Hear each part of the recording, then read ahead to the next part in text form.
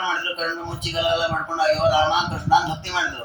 ಈಗ ನಿಂತಲ್ಲಿ ಕೂತಲ್ಲಿ ಹಾಡಂತಾರೆ, ಭಕ್ತಿ ಮಾತ್ರ ಇರಲ್ಲ. ಯಾಕೆಂದ್ರೆ ಹೇಳುವವರ ಉದ್ದೇಶ ಆಗಿಲ್ಲ. ಅದಕ್ಕೆ ಆಚಾರ ಅಂತಾರೆ, ನಿಮ್ಮ ಉದ್ದೇಶ ಏನಿದೆ ತಕ್ಕ ಫಲ ಕೊಡುತ್ತೆ. ಹಾಗಾದ್ರೆ ಈ ಕೃತಿಯನ್ನು ನಾವು ಓದುವಾಗ ನಮಗೆ ಭಕ್ತಿ ಬರಬೇಕು, ನಮಗೆ ಕೃಷ್ಣನಲ್ಲಿ ಇನ್ನಷ್ಟು ಜ್ಞಾನ ಅಭಿವ್ಯಕ್ತಿ ಆಗಬೇಕು. ಯಾಕೆ ಆಗತ್ತೆ ರುಕ್ಮಿಣೇಶ್ವರಿ ಓದಿದಾಗ ಭಕ್ತಿ ಅಭಿವೃದ್ಧಿ ಆಗತ್ತೆ ಅಂದ್ರೆ, ರಾಜರು ಪಾಪ ಇಲ್ಲದೆ ಶುದ್ಧರಾಗಿ ಬರೆದಿದ್ದಾರೆ. ಬರದ ಕವಿಯಲ್ಲೇ ದೋಷ ಇದ್ರೆ, ಅವನೇ ಪ್ರಸಿದ್ಧಿಗಾಗಿ ಬರೆದಿದ್ರೆ, ದುಡ್ಡಿಗಾಗಿ ಬರೆದಿದ್ರೆ, ಆ ಕಾವ್ಯ ಓದಾಗ ನಾವು ಕಾಮಕ್ರೋಧಕ್ಕೊಳಗಾಗ್ತೇವೆ. ಅದ್ರ ರಾಜರು ಬರೆಯುವಾಗ ಯಾವ ಕಾಮಕ್ರೋಧಾದಿ ದೋಷಗಳಲ್ಲಿ ಶುದ್ಧರಾಗಿ ಬರೆದಿದ್ದಾರೆ. ಹಾಗೆ ಆ ಗ್ರಂಥವನ್ನು ಓದ್ತಾ ಇರುವಾಗ ಕೇಳ್ತಾ ಇರೋ ನಮ್ಮಲ್ಲಿಯೂ ಕೂಡ ಒಳ್ಳೆ ಗುಣಗಳ ಅಭಿವ್ಯಕ್ತಿ ಆಗತ್ತೆ, ಯಾವ ದೋಷದ ಅಭಿವ್ಯಕ್ತಿ ಆಗಲ್ಲ. ಹಾಗಾಗಿ ನಾವು ಯಾವುದನ್ನು ಆಶ್ರಯಿಸಬೇಕು ಅಂತ ಆಚಾರ ತಿಳಿಸಿದ್ದಾರೆ, ಅದನ್ನು ರಾಜರು ತೋರಿಸಿಕೊಟ್ಟಿದ್ದಾರೆ.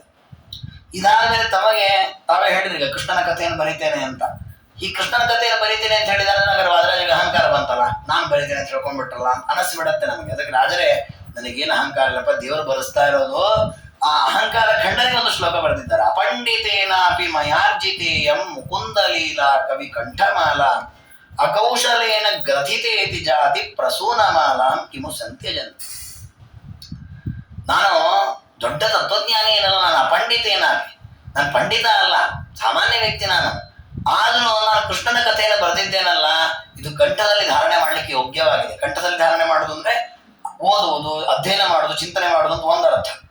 ಇನ್ನೊಂದು ಇದೊಂದು ಮಾಲೆ, ಕೃಷ್ಣನ ಸ್ತೋತ್ರದ ಪುಂಜ, ಅಂದ್ರೆ ಅನೇಕ ಶ್ಲೋಕಗಳು ಅಂದ್ಮೇಲೆ ಕೃಷ್ಣನ ಸ್ತೋತ್ರದೇ ಒಂದು ಮಾಲೆ ಇದ್ದ ಹಾಗೆ. ಮಾಲೆಯನ್ನು ಕೊರಳಲ್ಲಿ ಹಾಕೋತೀವಲ್ಲ, ಹಾಗೆ ಇದು ಕೊರಳಲ್ಲಿ ಹಾಕೊಳ್ಳಿಕ್ಕೆ ಯೋಗ್ಯವಾದ ಒಂದು ಗ್ರಂಥ ಅಲ್ಲ. ನೀವು ಅಪಂಡಿತರು ಅಂತೀರಿ, ಮತ್ತೆ ನಿಮಗೆ ಅಂಥ ಬರೀ ಪಾಂಡಿತ್ಯ ಇಲ್ಲ, ಮತ್ತೆ ಹಂಗಾಗಿ ಈ ಗ್ರಂಥವನ್ನು ನಾವು ಯಾಕೆ ಓದ್ಬೇಕು? ಪಂಡಿತರಲ್ಲೇ ಇದ್ಮೇಲೆ ಎಲ್ಲ ತಪ್ಪ ಬರ್ದಿರ್ಬೋದು ಅನ್ನೋದಕ್ಕೆ ಹೇಳ್ತಾರೆ, ಅಕೌಶಲೇನ ಗ್ರಥಿತೇತಿ ಜಾತಿ ಪ್ರಸೂನ ಮಾಲಾಂ ಕಿಮು ಸಂತೇಜಂತಿ. ಒಬ್ಬ ಮಾಲೆ ಮಾಡ್ತಾ ಇರ್ತಾನೆ, ಮಲ್ಲಿಗೆ ಹೂವಿನ ಮಾಲೆ. ಈ ಮಲ್ಲಿಗೆ ಹೂ ಮಾಲೆ ಮಾಡುವಾಗ ಮಧ್ಯದಲ್ಲಿ ಇದನ್ನು ಹಾಕ್ತಾರೆ, ಏನೋ ಸುಗಂಧದ ಎಲೆ, ಅದನ್ನು ಹಾಕಿರ್ತಾರೆ, ಮರುಗ ಪತ್ರೆ, ಆಮೇಲೆ ಇದನ್ನು ಹಾಕ್ತಾರೆ, ಯಾವುದು ಕೆಂಪು ಹೂಗಳನ್ನು ಹಾಕ್ತಾರೆ. ಹಾಕುವಾಗ ಅವನು ಮೊದಲು 4 ಮಲ್ಲಿಗೆ ಹೂ ಇಟ್ಟು ಹಾಕ್ತಾನೆ, ಆಮೇಲೆ ಮರಪ್ಪ 8 ಹೂ ಇಟ್ಟು ಹಾಕಿದ, ಮತ್ತೆ 2 ಹೂ ಇಟ್ಟು ಹಾಕಿದ. ಆಚೆ ಆಗಿದೆ, ಇಲ್ಲಪ್ಪ ಈ ಮಾಲೆ ಬೇಡ ನಮ್ಗೆ ಅಂತ ಯಾರು ಬಿಡ್ತಾರ? ಇಲ್ಲ, ಅವ್ನು ಹಿಂದೆ ಮುಂದೆ ಹಾಕಿರ್ಲಿ, ಎಲ್ಲ ಸುಗಂಧದ ಮಾಲೆ ಅದು ಅಂತ ಎಲ್ಲರೂ ತಗೊಳ್ತಾರೆ. ಯಾಕೆಂದ್ರೆ ಅದರಲ್ಲಿರುವ ಎಲ್ಲಾ ಪುಷ್ಪಗಳು ಸುಗಂಧವನ್ನೇ ಬೀಳ್ತಾ ಇದೆ. ಹಾಗೆ ನಾನು ಪಂಡಿತ ಅಲ್ಲದೆ ಇರಬಹುದು, ನನ್ನ ಪ್ರತಿಯೊಂದು ಮಾತು ಕೃಷ್ಣನ ಮಹಿಮೆಯನ್ನೇ ಹೇಳುತ್ತೆ. ಹಾಗೆ ಇದನ್ನು ಯಾರು ಕೂಡ ಬಿಡಲ್ಲ ಅಂತ ತಮಗೆ ಅಹಂಕಾರ ಇಲ್ಲ ಅನ್ನೋದನ್ನು ತೋರಿಸಿದ್ದ. ಅಷ್ಟೇ ಬಿಟ್ರೆ ಈ ಶ್ಲೋಕ ಇಟ್ಕೊಂಡು ವಾದರಾಜರು ಪಂಡಿತರಲ್ಲ ಅನ್ಕೊಂಡ್ರೆ ಅವರಷ್ಟು ಮೂರ್ಖರು ಇನ್ನೊಬ್ರು ಇಲ್ಲ. ಯಾಕಂದ್ರೆ ವಾದರಾಜರು ಪಂಡಿತರಲ್ಲ ಅಂದ್ಬಿಟ್ರೆ ಇನ್ಯಾರು ಜಗತ್ತಲ್ಲಿ ಪಂಡಿತರೇ ಇರ್ಲಿಕ್ಕಿಲ್ಲ. ಯಾಕಂದ್ರೆ ಅವರ ಪಾಂಡಿತ್ಯ, ಅವರ ಜ್ಞಾನ ಅನ್ನೋದು ಯಾರೂ ಊಹೆ ಮಾಡಿಲ್ಲ, ದಿವ್ಯವಾದ ತತ್ವಜ್ಞಾನ ಅವರದ್ದು.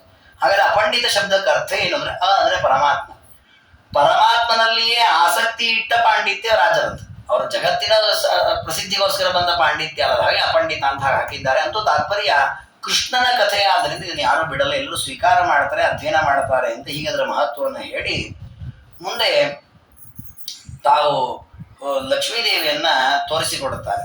ಅಪಿ ಪ್ರಮಾದಾಗತ ದೋಷಲೇಶಾಂ ಇಮಾಂ ಕವಿತ್ವಶ್ರಿಯ ಮಾದ್ರಿಯಧ್ವಂ ಬುಧಾ ವಿಧಗ್ಧೆ ಕಿಮುಪೇಕ್ಷಣೀಯ ಪಯೋಬ್ಧಿಜ ಚಂಚಲತಾಖ್ಯ ದೋಷ. ಕೆಲವೊಮ್ಮೆ ಕಾವ್ಯ ಅಂತ ಬರೆಯುವ ಭರದಲ್ಲಿ ಏನಾದ್ರು ಹೆಚ್ಚು ಕಡಿಮೆ ಲೋಪದೋಷವಾಗಿರ್ಬೋದು, ಹಾಗಂತದನ್ನು ನೀವು ಅನಾದರ ಮಾಡಬಾರ್ದು. ಯಾಕೆಂದ್ರೆ ಲೋಪದೋಷ ಇದೆ ಅಂತ ಹೇಳಿ ಯಾರೂ ಕೂಡ ಲಕ್ಷ್ಮಿನ ಬಿಡ್ಲಿಲ್ಲಲ್ಲ. ಲಕ್ಷ್ಮೀದೇವಿಯಲ್ಲಿ ಚಂಚಲ ಅನ್ನೋ ದೋಷ ಇದೆ, ಲಕ್ಷ್ಮೀದೇವಿ ಒಂದ್ ಕಡೆ ಒಂದ್ ಕಡೆ ಇರಲ್ಲ.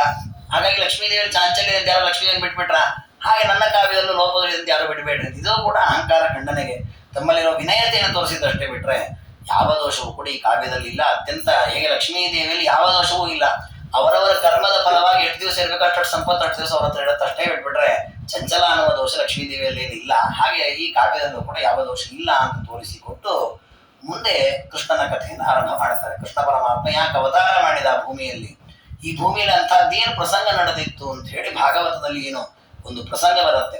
ಕೃಷ್ಣ ಪರಮಾತ್ಮನ ಅವತಾರಕ್ಕಾಗಿ ದೇವತೆಗಳೆಲ್ಲ ಭೂಮಿ ದೇವಿಯನ್ನ ಮುಂದೆ ಮಾಡಿಕೊಂಡು ದೇವರ ಹತ್ರ ಹೋಗಿ ಪ್ರಾರ್ಥನೆ ಮಾಡುತ್ತಾರೆ. ಹಾಗೆ ಪರಮಾತ್ಮ ದೇವತೆಗಳಿಗೆಲ್ಲ ಆಶ್ವಾಸನೆಯನ್ನು ಕೊಟ್ಟು ತಾನು ಈ ಭೂಮಿಯಲ್ಲಿ ಅವತಾರ ಮಾಡುತ್ತೇನೆ ಅಂತ ಹೇಳಿ ಅವತಾರ ಮಾಡುತ್ತಾನೆ. ಅಲ್ಲಿ ಸಂಕ್ಷೇಪವಾಗಿ ಬಂದದನ್ನು ಇಲ್ಲಿ ರಾಜರು ವಿಸ್ತಾರವಾಗಿ ಮೊದಲನೇ ಸರ್ಗದಲ್ಲಿ ತೋರಿಸಿಕೊಡ್ತಾರೆ. ದೇವರನ್ನು ಹೋಗಿ ಹೇಗೆ ಪ್ರಾರ್ಥನೆ ಮಾಡಿದ್ರು, ಭೂದೇವಿ ಹೇಗೆ ಹೋದ್ರು, ದೇವತೆಗಳು ಹೇಗೆ ಪ್ರಾರ್ಥನೆ ಮಾಡಿದ್ರು, ಆಗ ದೇವರವರು ಹೇಗೆ ಪ್ರಸನ್ನನಾದ, ಆ ಒಂದು ವಿಷಯ ತುಂಬಾ ಚೆನ್ನಾಗಿ, ಅಂದ್ರೆ ನಮ್ಮ ಜೀವನದಲ್ಲಿ ನಾವು ದೇವರನ್ನು ಹೇಗೆ ಪ್ರಾರ್ಥನೆ ಮಾಡಬೇಕು ಅನ್ನೋದನ್ನು ತೋರಿಸಿಕೊಟ್ಟಿದ್ದಾರೆ. ಆ ವಿಷಯಗಳನ್ನ ನಾಳೆ ದಿನ ತಿಳಿದುಕೊಳ್ಳೋಣ ಅಂತ ಹೇಳ್ತಾ ಇವತ್ತಿನ ಚಿಂತನೆಯನ್ನು ಗುರುಗಳ ಅಂತರ್ಯಾಮಿ ಮಧ್ವಪತಿ ಗೋಪಾಲಕೃಷ್ಣನ ಪಾದಾರವಿಂದಗಳಲ್ಲಿ ಸಮರ್ಪಣೆ ಮಾಡೋಣ. ಸರ್ವಗುಣ ಸಂಪೂರ್ಣ ಸರ್ವದೋಷ ವಿವರ್ಜಿತ ಪ್ರಿಯತಾಂ ಪ್ರೀತಯೇವಾಲಂ ವಿಷ್ಣುರಮೇ ಪರಮಸ್ತು. ಶ್ರೀಕೃಷ್ಣಾರ್ಪಣಮಸ್ತು. ಮುದ್ದೇಶ.